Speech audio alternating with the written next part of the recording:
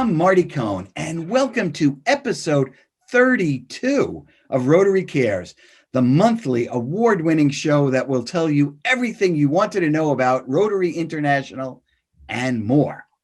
Rotary is a global network of 1.2 million neighbors, friends, leaders, and problem solvers that come together to make positive, lasting change in communities at home and abroad. Established over 110 years ago, Rotary now has 35,000 plus clubs all over the world. Rotary's motto is service above self, and Rotarians adhere to the four-way test, a nonpartisan and non-sectarian ethical guide for Rotarians to use for their personal and professional relationships. The test has been translated into more than 100 languages, and Rotarians recite it at all club meetings. Of the things we think, say, or do, is it the truth? Is it fair to all concerned? Will it build goodwill and better friendships? Will it be beneficial to all concerned? In Brattleboro, there are two clubs, the Brattleboro Rotary Club that meets every Thursday and the Brattleboro Sunrise Rotary Club that meets every Wednesday. One club meets for lunch, the other club meets for breakfast, but both clubs during these times are meeting via Zoom. Our guest today is Rotary District 7870 Governor Steve Puderbaugh. Welcome, District Governor. Thanks, Marty. Thanks for having me. Well, thanks for coming on the show. So let's knock off some personal stuff, District Governor. First off, how long have you been a Rotarian? Going on 31 years. I'm a charter member of the Raymond Area Rotary Club, which was founded in 1990. Wow. Okay. 31 years. All right. Let me ask you this. This is going to take you back. Do you remember why did you join Rotary? Well, as I recently started my business, which is an animal hospital in Raymond, and I saw it as an opportunity to get to know the other business and community leaders in Raymond and the surrounding communities, and then also an opportunity to give back to the community. My passion for Rotary really developed over time when I saw, the breadth of what the organization offers. All right, great. Well, so you're currently serving as District Governor of Rotary District 7870.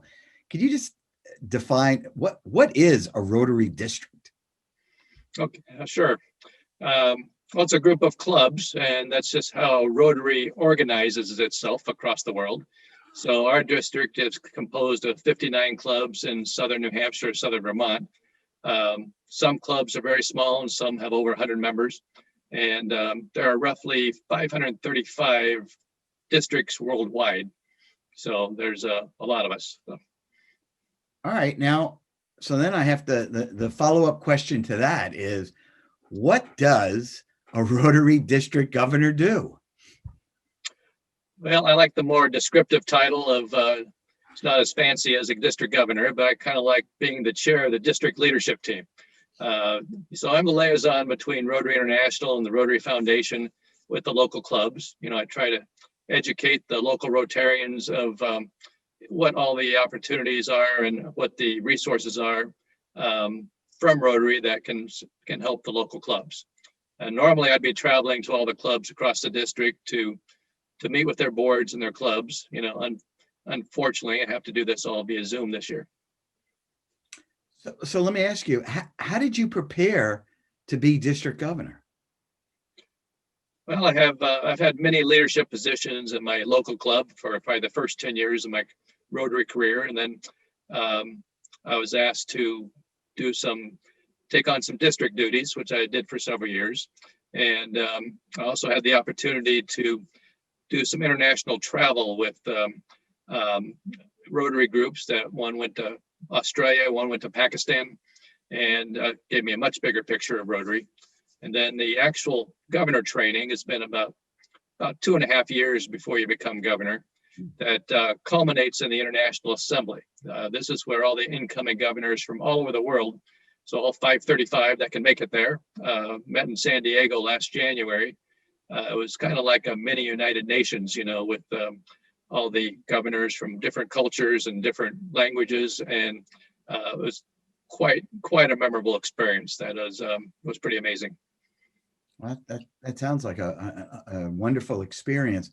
So can tell us, how does the district relate to the individual clubs? You said that there are 59 clubs within our district of 7870. How do they relate to each other? Or how does the district relate to the clubs? I guess that's got it. We provide training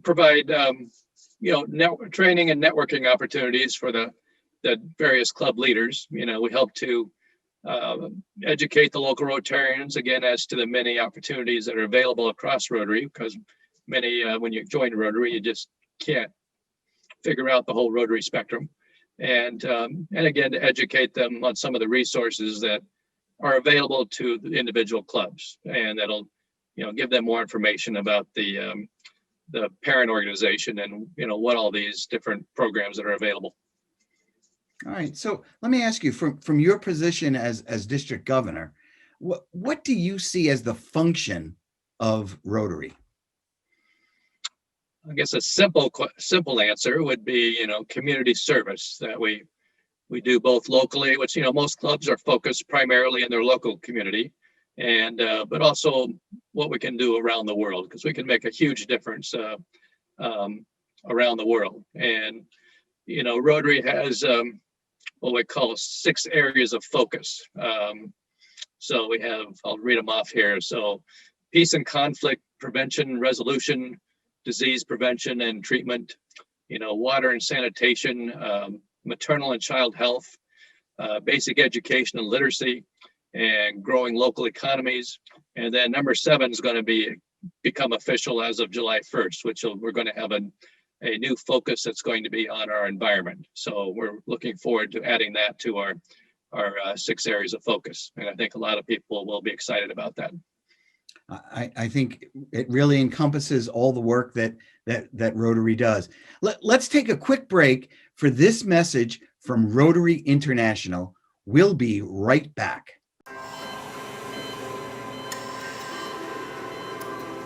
Possibilities are all around us. Everywhere we look, we see opportunity. We see potential in unexpected places. And when we share our knowledge, vision, and connections, we turn great ideas into action. In communities all around the world that we call home. Like transforming an old bus to feed hungry children, or providing life-saving equipment to those who need it most.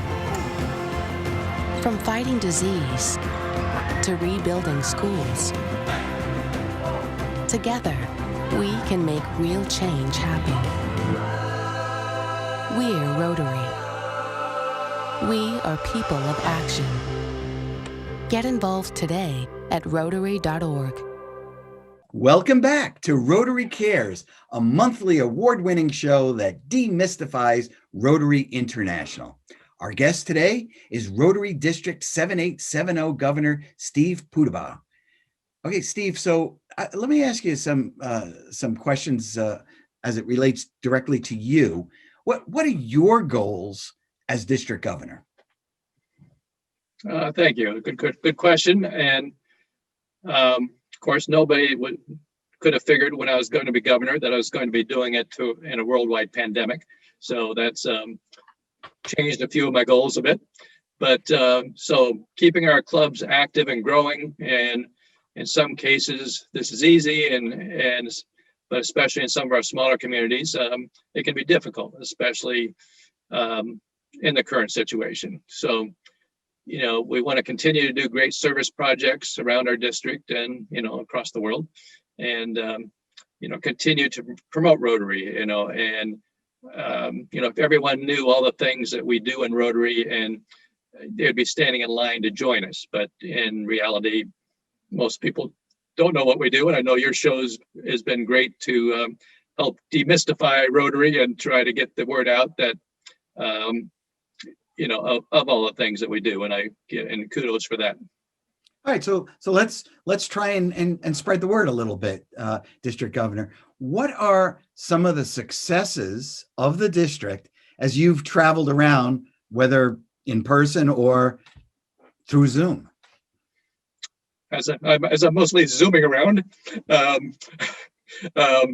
so many of our clubs, including yours in Brattleboro, there have done many amazing projects in the face of COVID-19, and the largest project, which I'm very proud of, we had a unique opportunity due to COVID-19 that we did a district-wide global grant. So all the clubs were given the opportunity at the beginning of the pandemic to do their own community assessment to figure out what was needed in order to combat and to support their communities with COVID-19. So they were able to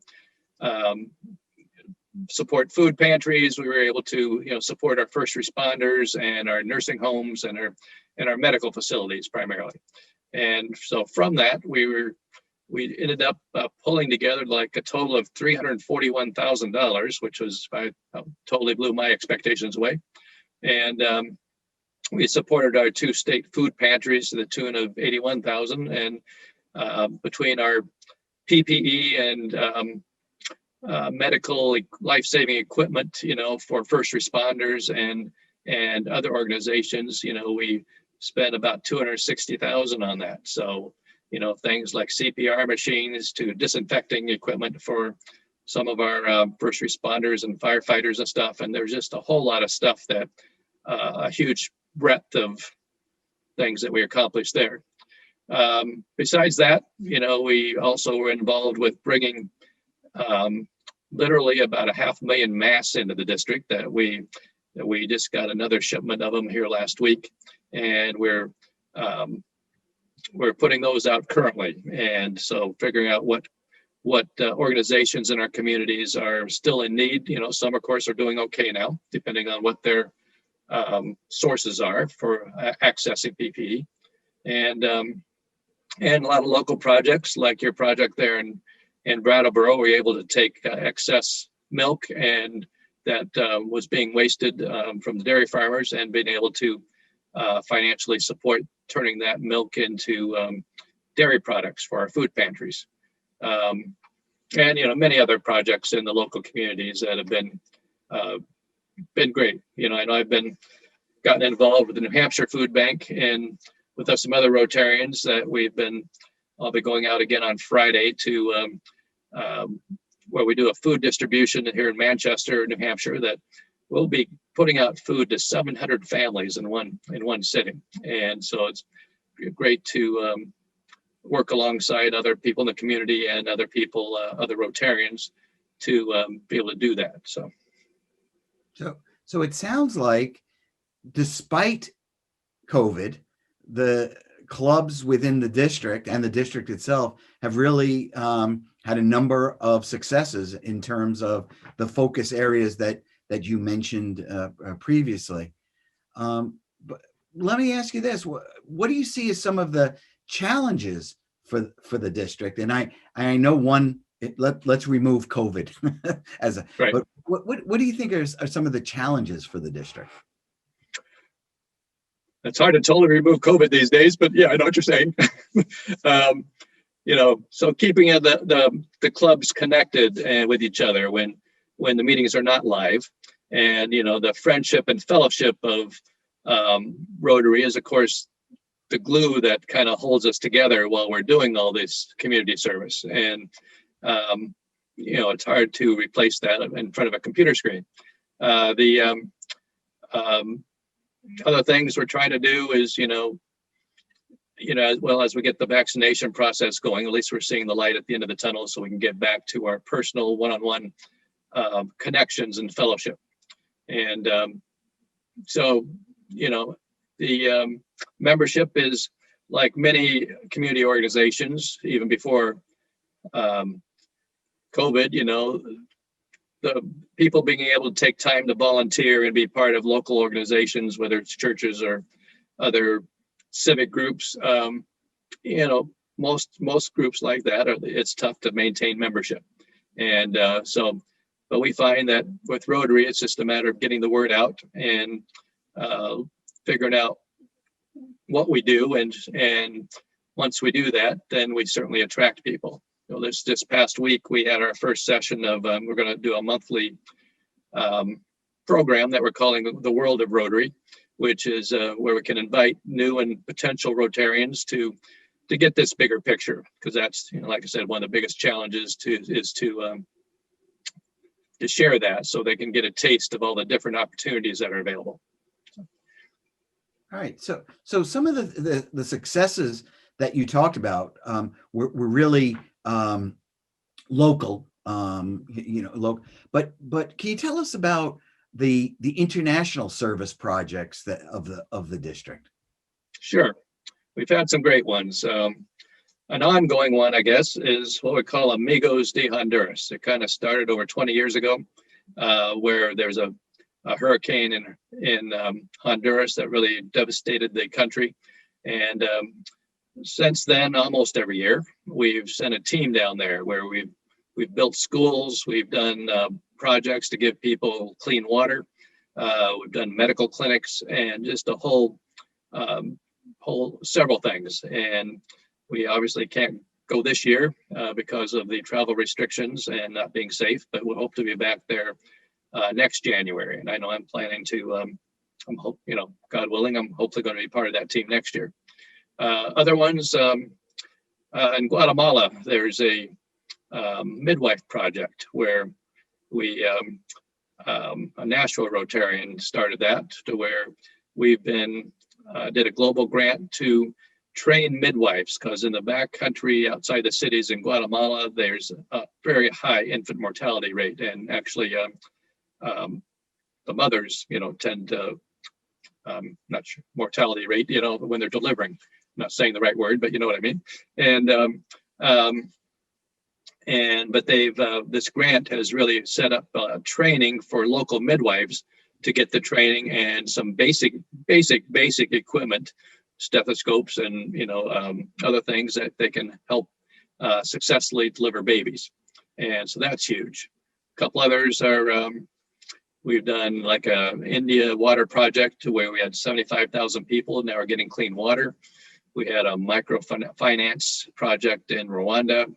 We had recently had a project where we helped purchase a pediatric bronchoscope in South Africa, where they're able to do literally hundreds of surgeries. And going back historically, one of our big things in the past, where a good friend of mine actually summited Mount Everest, and we were able to turn his climb of Mount Everest into a fundraiser of climbing Everest and polio, and raised over $100,000 to help that effort of eradicating polio from the world, which has been one of Rotary's big focus since 1985. Wow. I mean, incredible. I would be remiss as host, though. I have to put in a shameless plug for the international projects we're doing down at a Brattleboro, which is to help the residents of Pine Ridge Indian Reservation. So not all the, so that's in South Dakota, which is considered international because it is the sovereign nation of the Lakota Sioux. So incredible, the reach of our international work. You mentioned, you talked for a minute, you said Rotary International offers grants. So there are international grants, but then there are also district grants. But can you just tell us about that? Well, those projects I just mentioned were mostly global grants, we call them. And the international ones, and we have international clubs that are partners with us on those. But the district grants, we can take a portion of the money we get every year from our Rotary Foundation that we get back from it, from our donations. We have a program inside the district where we can do these district grants. So they're going to be more local projects or small projects that, local clubs can get some help with. They're usually up to about $2,000 that to match local funds, and they might be park projects, supporting libraries, various things in communities. Our club was trying to use one to do put in a soccer field, and so there's and it's actually going to be called Rotary Field, and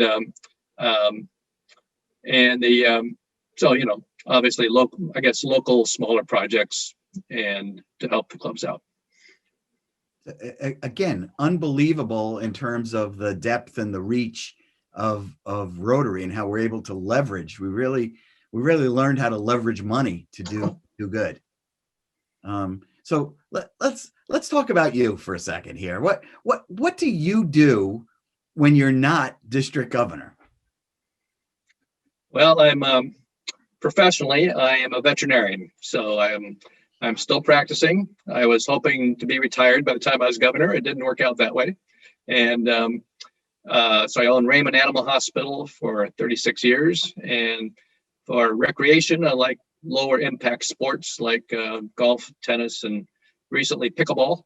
And I have been active in my church for many years. So certainly there's busy enough boy without Rotary, but certainly this year there's been a whole lot of Rotary. I'm sure. So what happens after your year as district governor? Well, my wife Deb and I are trying to get mostly retired so we can travel. Of course, we got to get this darn pandemic behind us.